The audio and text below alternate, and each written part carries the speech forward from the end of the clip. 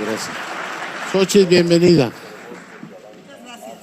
Qué alegría que estés aquí. Oye, tuviste un arranque, yo creo que trepidante en Fresnillo, riesgoso, ¿no? Ya nos contarás por qué elegiste esto. Pero antes de empezar la conversación y oír otros temas, a mí me encantaría empezar preguntándote. Mucha gente ha llegado aquí de distintos puntos del país. La capacidad aérea del país, del centro del país, está francamente reducida. ¿Qué has pensado en restablecer el aeropuerto de Texcoco? ¿Qué has pensado sobre ese tema? Pues antes que nada, muchas gracias. Agradezco a Pablo Ruiz, al director general de los consejos consultivos, a Ernesto Torres, a Manuel Romo, director general, Alberto Gómez. Y quiero empezarles diciendo que hace 32 años que mi cuenta está en Banamex. Como saben, hace 32 años decidí ser empresaria. Obviamente una pequeña empresa de ingeniería, todo el mundo me dijo que iba a ir del cocol, que nadie iba a contratar a una mujer ingeniera, todo el mundo me desanimaba, pero bueno, decidí emprender. Soy una mujer que cree en la generación del empleo.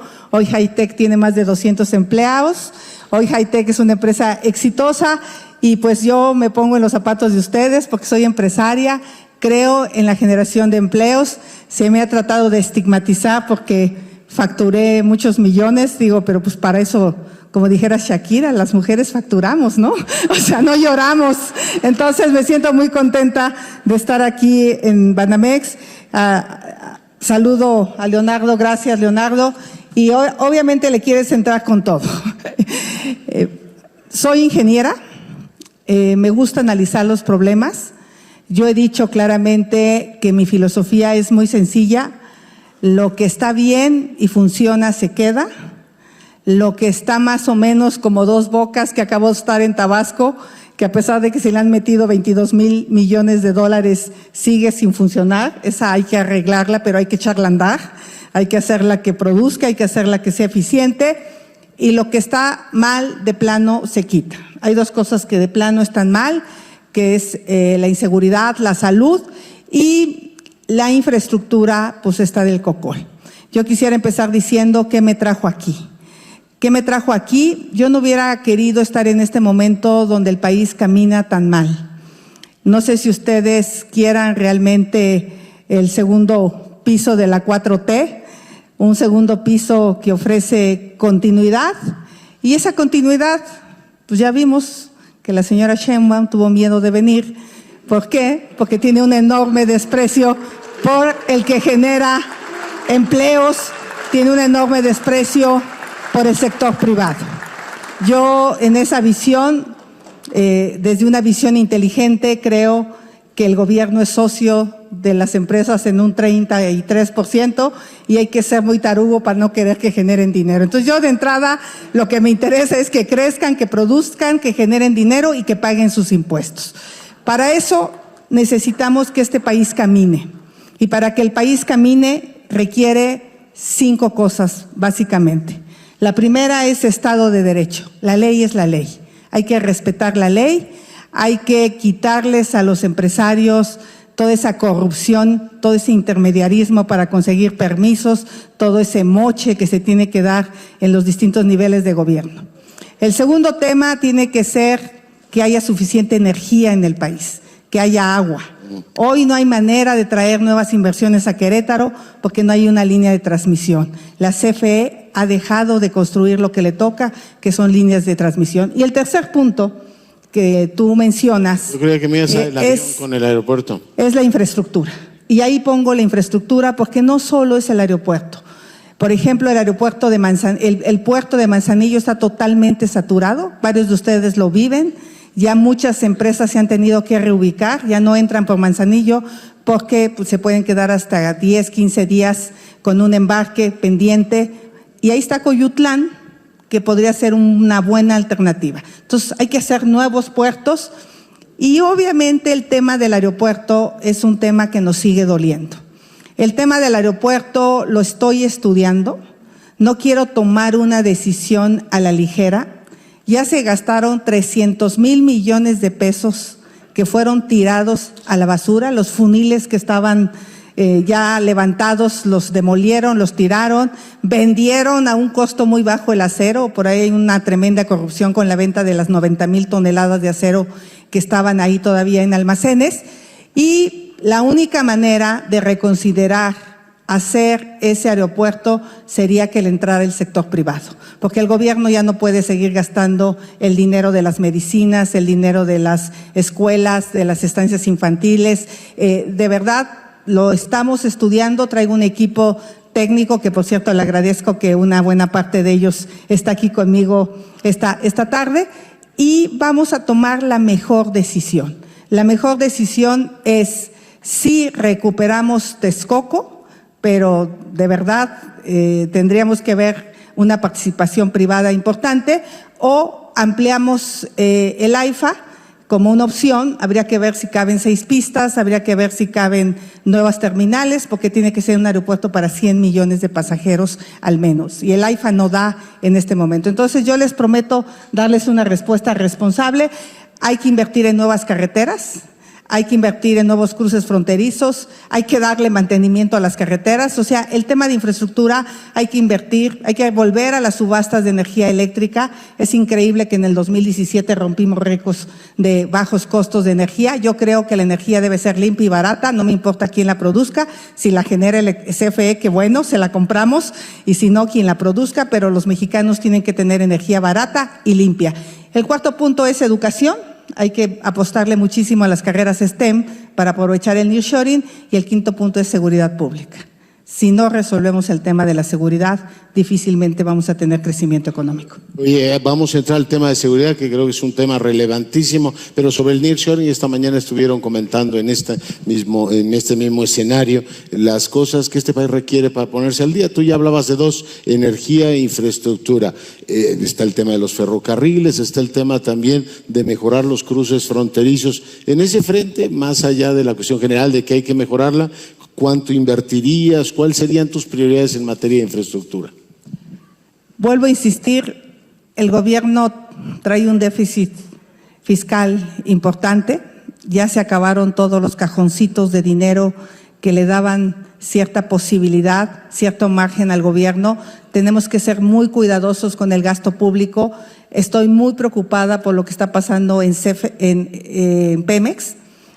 No podemos seguir teniendo una empresa petrolera que no está siendo rentable, que las calificaciones nos generan ciertos problemas. Entonces, sí tenemos que ser muy eficaces en los proyectos de inversión. En este sentido… Irías más al tema privado, como decías del aeropuerto, ¿no? Tenemos que ir al tema privado. Yo sí creo que puede haber una participación privada honesta, transparente. Yo no sé por qué el gobierno piensa que trabajar con el sector privado significa corrupción. Digo, la corrupción está, pues ya sabemos en dónde, en Dos Bocas, donde pues los hijos del presidente traen contratos inmorales, ilegales con sus cuates. La corrupción está en el Tren Maya, que iba a costar 120,000 millones y ahora cuesta 500,000 millones. Entonces yo sí creo en la inversión privada, siempre y cuando sea transparente, frontal, directa. Y las subastas eléctricas me parecían un ejemplo clarísimo de que se llevara pues la subasta quien tenía el precio más barato, quien tenía la posibilidad de ofrecerle al gobierno pues energía barata. En el tema eléctrico no tengo ninguna duda, el gobierno no puede solo, necesitamos energía para crecer. Estamos a punto de colapsarnos, tenemos 3 gigas disponibles de holgura. Por lo tanto, pues van a ver este verano, que además amenaza ser extremadamente caliente, vamos a tener apagones y eso sí que nos genera un problema. Entonces, inversión privada en Pemex, de acuerdo a lo que marca la Constitución, inversión privada en CFE, de acuerdo a las subastas eléctricas. CFE tiene que hacer más líneas de transmisión. Y en el tema de puertos, yo creo que el proyecto de Coyutlán podría ser una buena posibilidad para el sector privado. Insisto, el gobierno tiene poco dinero y ese poco dinero que tiene ahora lo tiene que enfocar a seguridad pública. He hecho el compromiso de que los policías municipales, estatales, tienen que ganar al menos 20,000 pesos para que realmente cuiden a los ciudadanos. Ya. Ahí es a donde vamos a gastar. Una de las cosas que me ha parecido más sugerente de lo que has venido sugiriendo en estos días de campaña es esta agencia binacional para fronteras y aduana. Supongo que también sería inversión binacional en materia infraestructural. ¿Por qué no nos cuentas cómo funcionaría eso y cómo se conecta, Xóchitl, con el esfuerzo o el planteamiento que estás haciendo en materia de seguridad? ¿Cómo enfrentar mejor a los criminales organizados, al crimen organizado, cooperando con nuestros vecinos? Primero quiero decirles que mi propuesta de seguridad no es la guerra de Calderón, ni tampoco los abrazos de Andrés Manuel López Obrador. Mi propuesta en seguridad tiene que ver con la aplicación de la ley, con el fortalecimiento de a de veras de las policías municipales. Esto está inspirado en el modelo de Coahuila y de Yucatán, que son los dos estados más seguros, porque le pagan bien a sus policías, porque los tienen bien capacitados, porque tienen inteligencia, porque tienen tecnología, porque tienen equipamiento. Entonces, la propuesta de seguridad retoma lo mejor de estos dos estados para que podamos realmente resolver muchos de los delitos que tienen que ver con el fuero común. A la gente lo que más le preocupa es el asalto en transporte público, el asalto en la calle, lo que les preocupa es el asalto a casa-habitación, y esos delitos tienen que ver con policías estatales, municipales, fortalecer ministerios públicos. La Ciudad de México hace 2 años tenía 500,000 carpetas de investigación rezagadas, una impunidad del 93%, y solo el 1 de cada 100 delitos se castigan, pues por eso la gente realmente no denuncia. Entonces, en ese sentido, fortalecer ministerios públicos, apostarle más a la justicia cívica. Por el otro lado, pues obviamente tenemos una Guardia Nacional, pues que ni es guardia y ni es nacional, porque la Guardia Nacional no hace investigación, prácticamente no hace detenciones, y necesitamos realmente que la Guardia Nacional se ponga a trabajar. ¿Leí mal que la subirías a $500,000? De 150,000 a 300,000 elementos. Vamos a duplicar los elementos de la Guardia Nacional, y aquí viene la propuesta.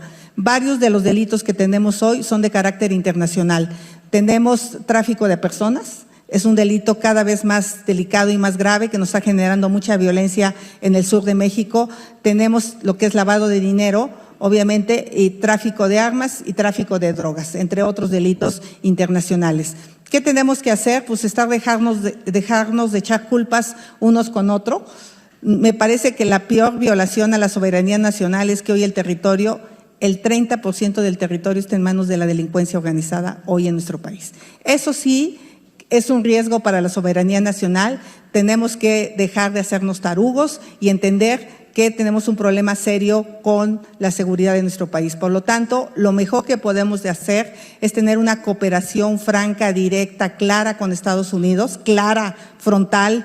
Y por cierto, no le tengo miedo ni a Biden ni a Trump. Cualquiera que me pongan para negociar, voy a estar perfectamente fuerte, clara de cuáles son los intereses de México. Y en ese sentido, tenemos que tener una agencia binacional o de Norteamérica de aduanas donde nos cuidemos mutuamente. Nosotros nos cuidamos de que no entren armas y ellos se cuidan de que no entren los precursores químicos de fentanilo. Es una cooperación clara, sencilla, agentes binacionales perfectamente capacitados que sí nos pueden dar una eficacia a las aduanas, porque realmente hoy no está funcionando. ¿Solo aduanas o lo pensarías también para la UEF? Vino Yellen y discutió todos estos temas, ¿no?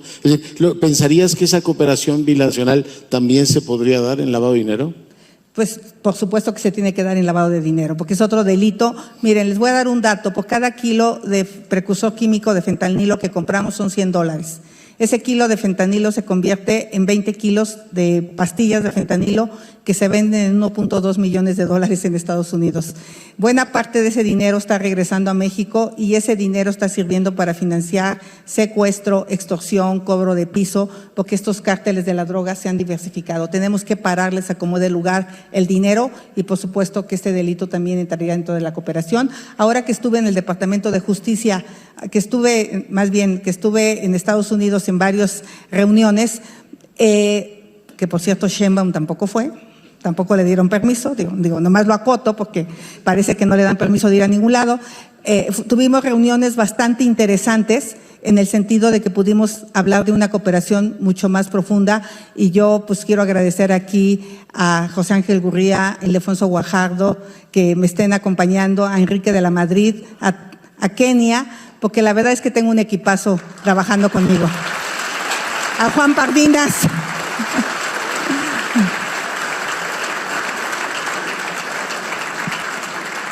Oye, supongo que no es tranquilizador que si fueses presidenta tu primer encuentro vaya a ser con Trump, ¿no? Y que le digas, oye, vamos a cooperar en estas materias. Me encantaría. ¿Te encantaría ver a Trump? Digo, con el que sea, porque sería yo presidenta. Está chingón. Oye...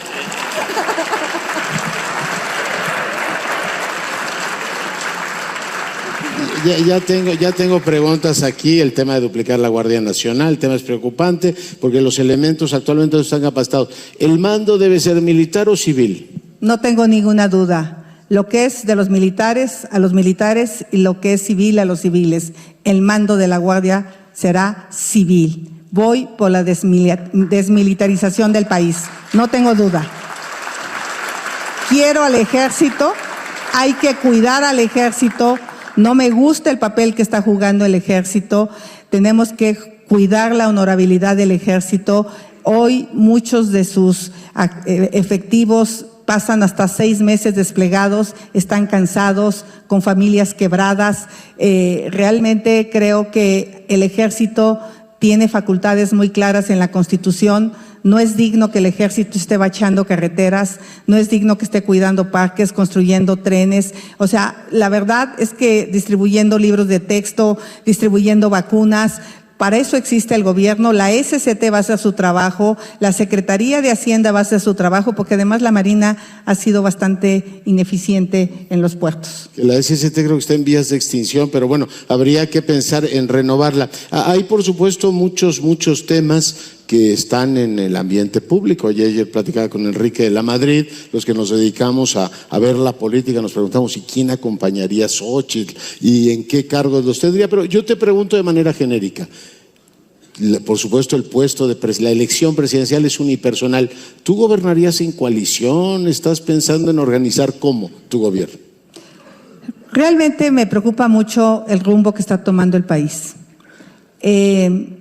Justo tomé la decisión de ser candidata a la presidencia viendo el panorama de que venimos de un desastre. En el tema de seguridad, 180,000 personas asesinadas, cerca de 50,000 personas desaparecidas es el saldo. Este es el gobierno más violento que hemos tenido en la historia. En materia de salud, 800,000 personas murieron por COVID, que no debieron haber muerto. 200,000 han muerto por falta de medicamentos y atención médica. Vean los excesos de mortalidad y los van a poder descubrir.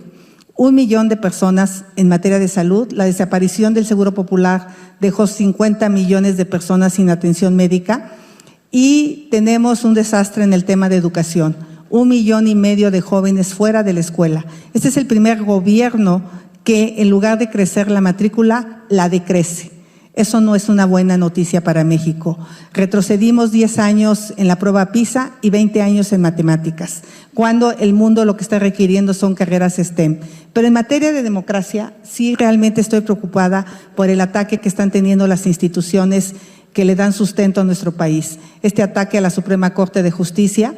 Yo, por ejemplo, he pensado que como presidenta me gustaría que los candidatos a la Suprema Corte de Justicia fueran propuestos por instituciones con rigor técnico, académico, que no se te cuele pues ninguno como los que tenemos ahora de voceros, que realmente puedan ser gente que defienda la Constitución y no que defienda sus intereses políticos.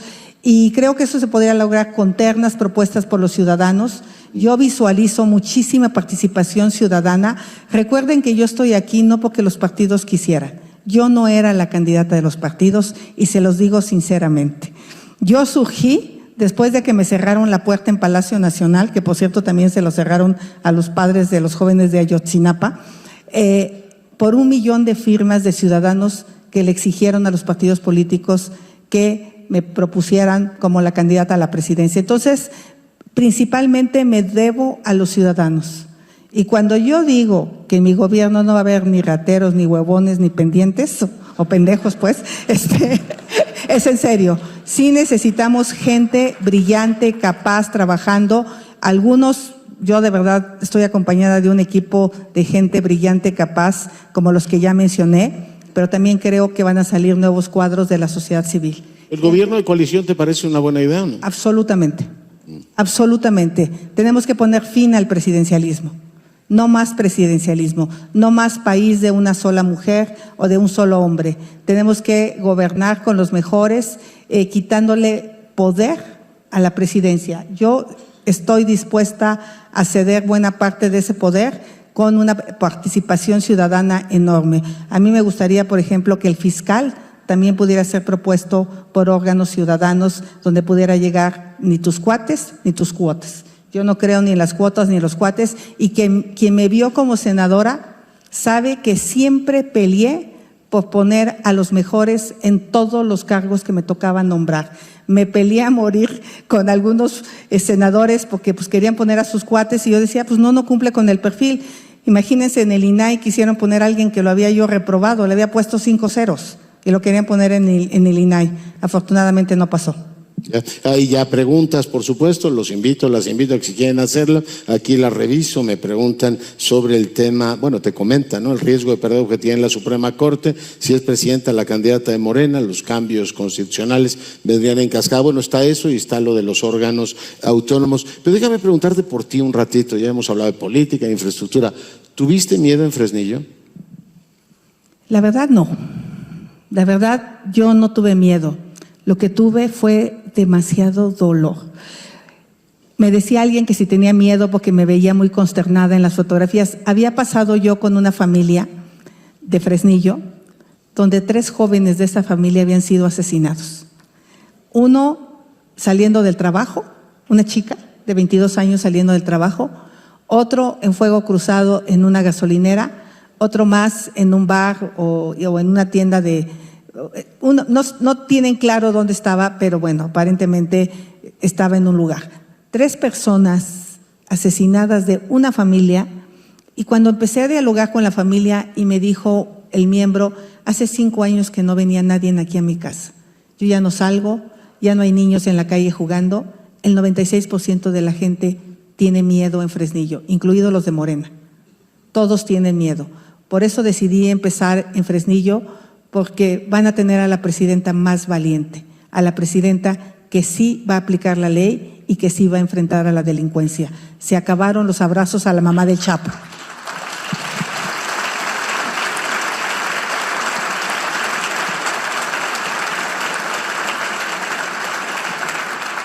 Xochitl, ¿sientes que hay piso parejo, además, por supuesto, de las cuestiones de la forma en que el gobierno está operando, la forma en que se está dando la deliberación pública, la forma en que te tratamos en medios de comunicación? ¿Sientes que hay piso parejo? ¿Cómo te sientes? Por supuesto que no hay piso parejo.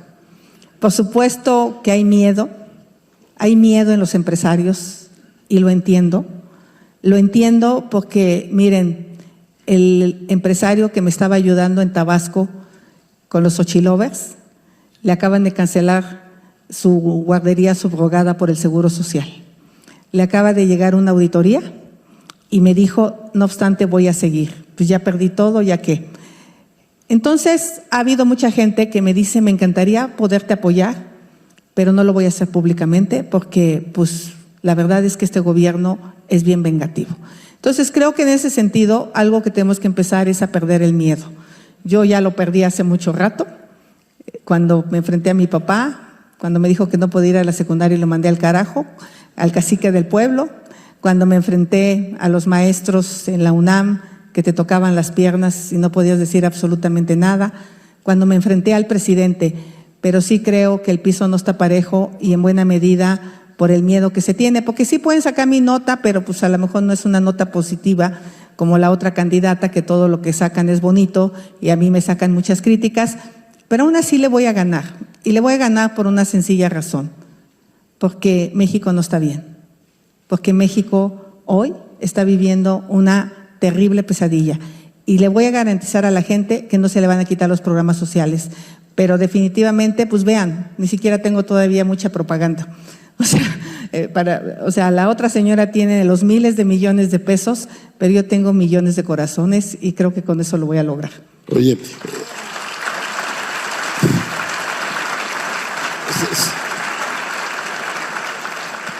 Se comenta mucho en columnas y en distintos espacios. Yo te lo pregunto a ti francamente para que nos lo digas, para que se lo digas a la audiencia que hoy nos acompaña.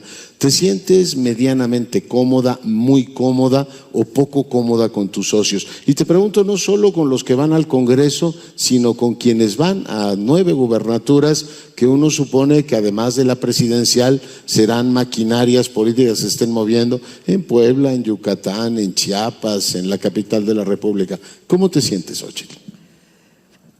Primero, yo sí creo que nos agarró un poco fuera de lugar la parte de la paridad. Le batallamos para encontrar mujeres a los gobiernos estatales. Necesitamos que más mujeres participen en política, más empresarias. Mi caso es que yo llegué por los cazadores de talento con Fox, justamente por mi trabajo que hacía al lado de las comunidades indígenas.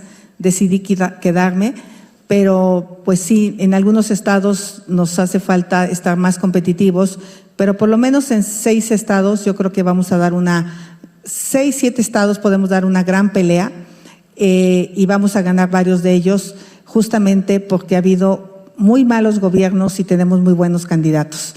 Necesitamos seguir fortaleciendo buenas candidaturas.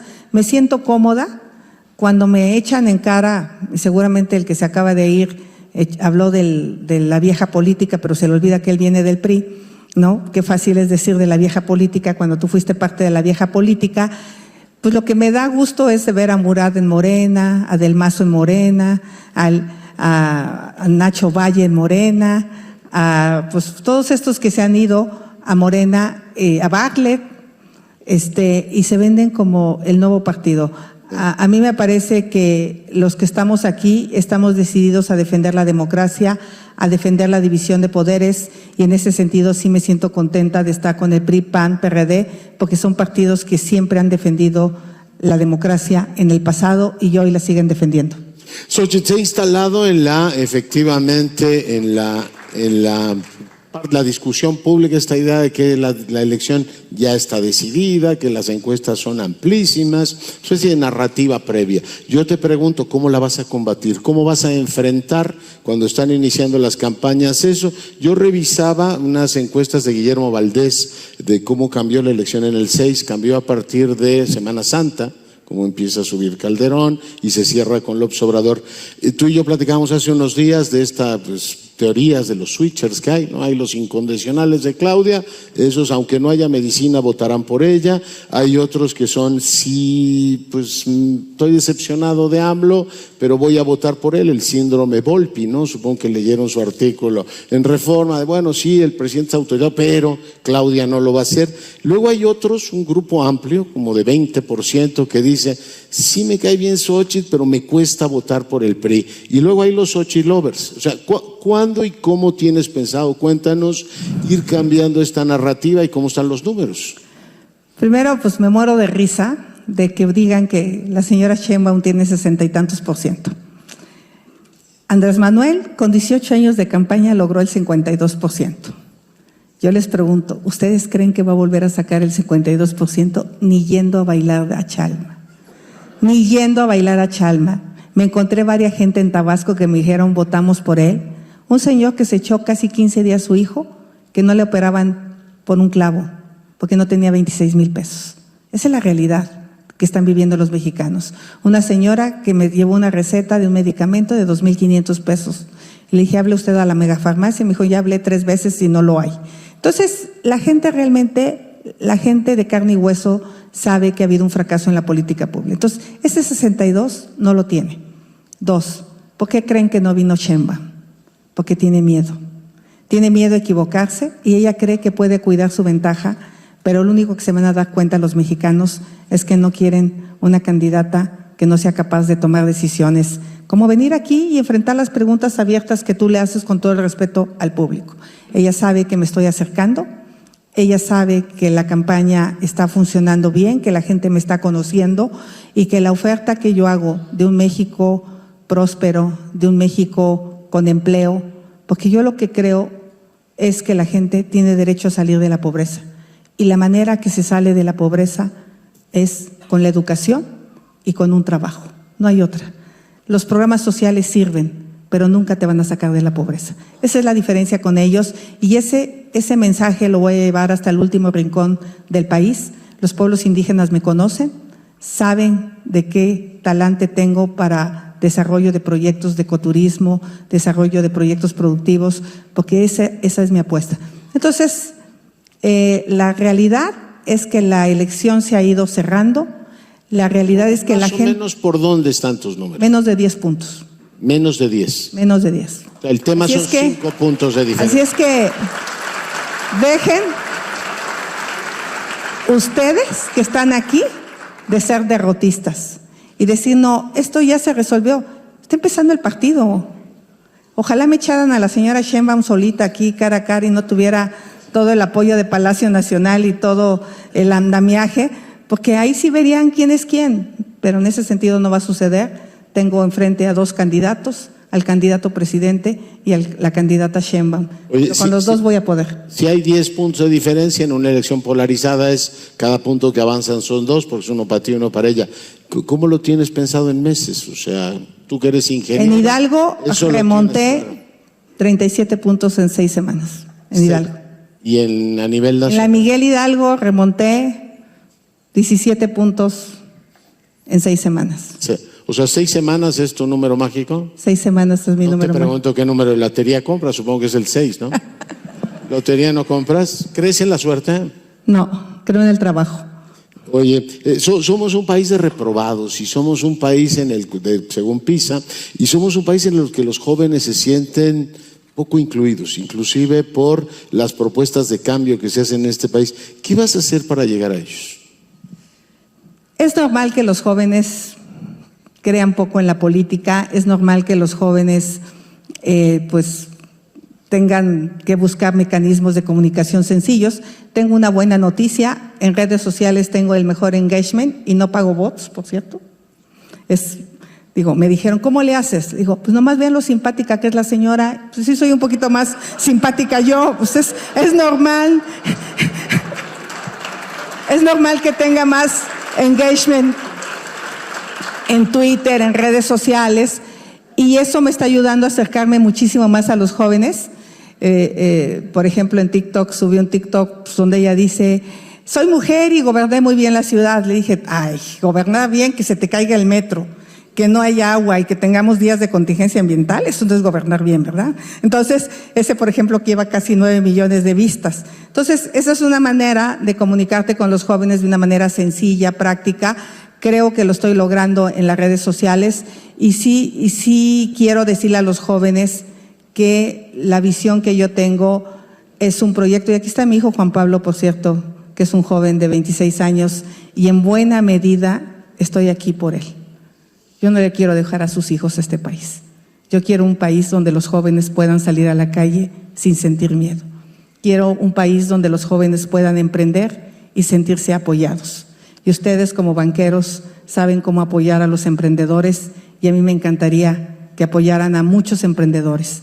De verdad, creo que los jóvenes merecen tener acceso a educación, y voy a lanzar el programa que se llama Sí Estudio y Sí Trabajo, que es un programa que está enfocado a que los jóvenes estudien y tengan una fuente de empleo.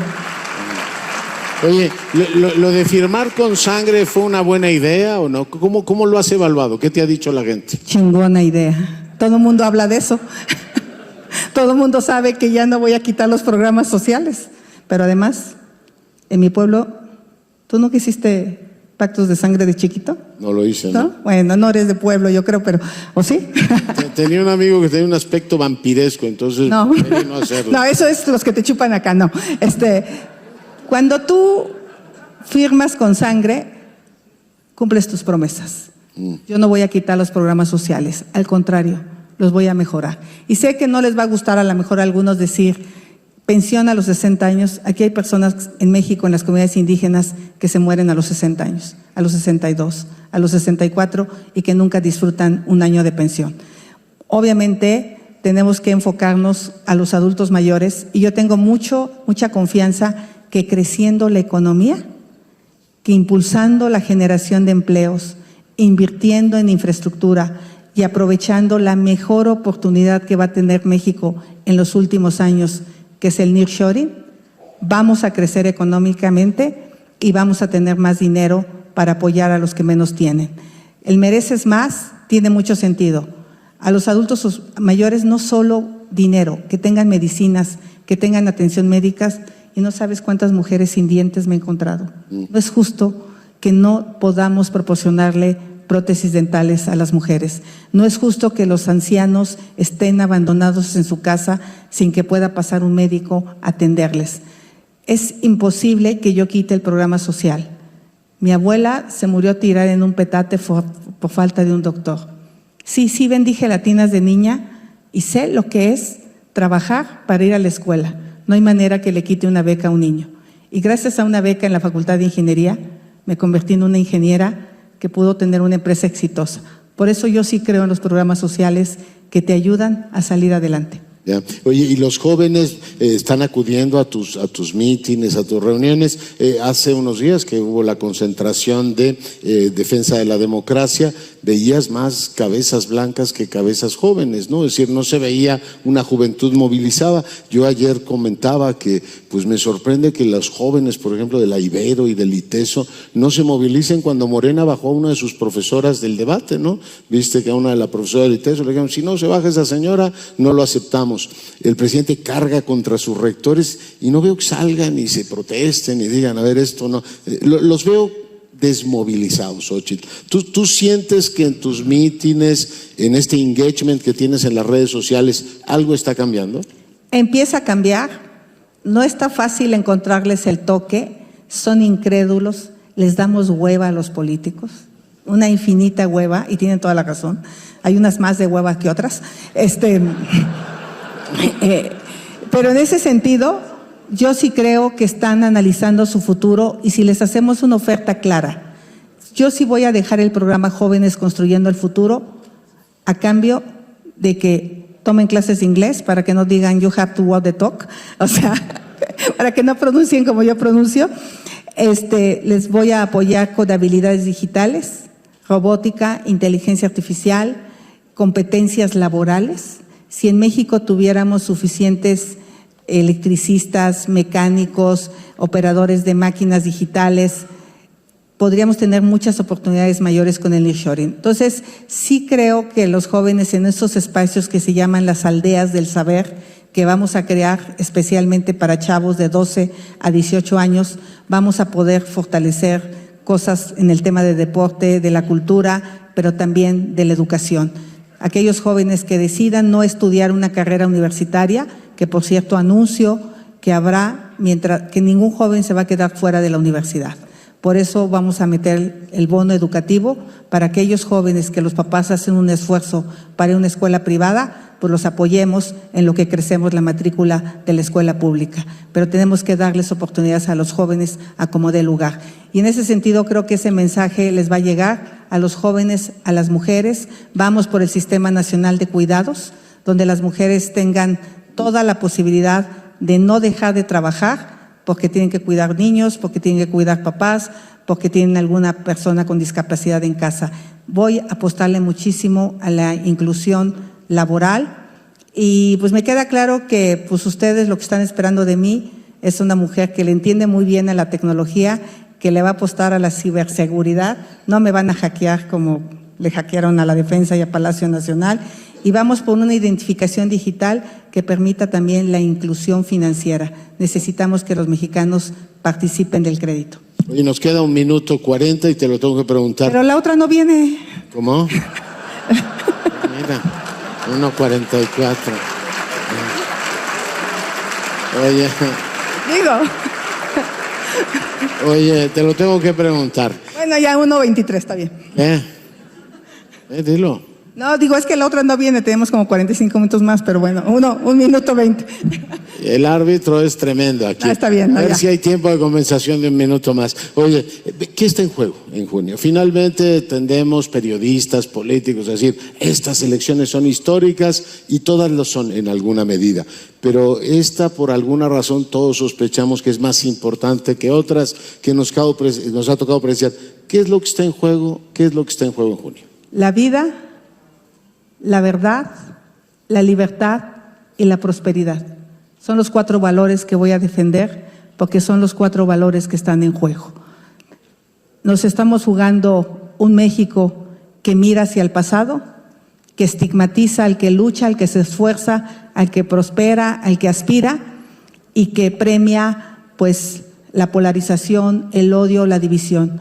Yo voy por un país que esté unido, no conozco ningún país que salga adelante dividido. La esperanza ya cambió de manos, ahora nos pertenece y su servidora va a ganar la presidencia de la República para construir ese país que todos soñamos, un país fuerte, próspero, democrático. Muchas gracias. Un aplauso para Xochitl Gálvez. Un minuto.